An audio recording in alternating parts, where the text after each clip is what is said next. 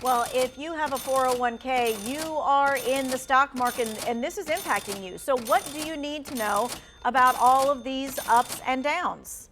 Well, Michael Wittenburg, certified financial planner and president of Wittenburg Priddy Blankenship, is with us. We're going to be talking with him about the market and tariffs. All right, so for so long, we've been hearing about the market, we've been hearing about the tariffs, we've been hearing about the stock market. It plummeting today is not really a surprise. No, the tariff issue has been hanging over the markets for a while. Think of this as a giant sale. Inexperienced investors, it's the only thing they don't like when it goes on sale. But this is going to lead to a variety of bargain hunters looking at what areas got hurt worse and what should they buy in response. Okay, so for us, whether we think we're in the stock market or not, anyone with a retirement fund like a 401k, it is tied to the markets. So when we see those numbers go down and then we look at our 401k today and we saw that it went down, that does not make us feel very good. So what happens is most people who are doing a 401k or a 403b, they're purchasing every pay period. So what they're doing is known as dollar cost averaging.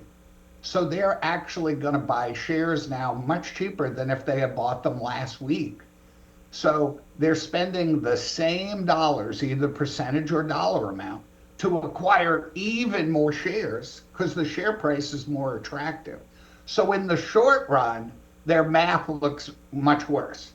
In the long run, they picked up a lot of sale items. All right, so we weren't even thinking about that. We were thinking about all the things that we were losing instead of the things that we were picking up that might gain us more money down the road. Okay, so with all of that said, and with all of us who remember the 2007 thing where we lost half of our 401k, what do you suggest consumers do? Well, generally, they have to know, are they invested properly? Do they have too much risk? And so people who are heavy in tech are the ones getting hurt.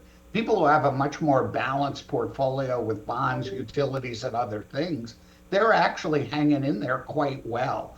So the first thing, if they have a financial advisor, check with their financial advisor to make sure everything is on course.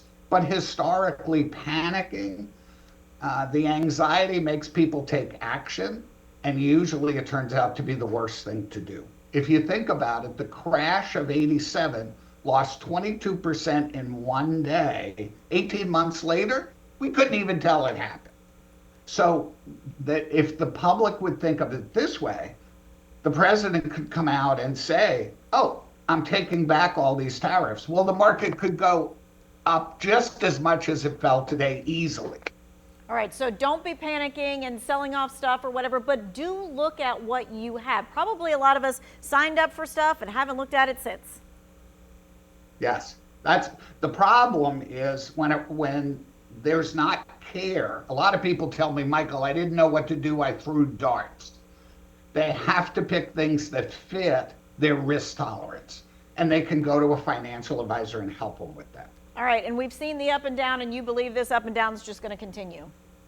Yes, because we're in a period of tremendous uncertainty. Markets hate uncertainty.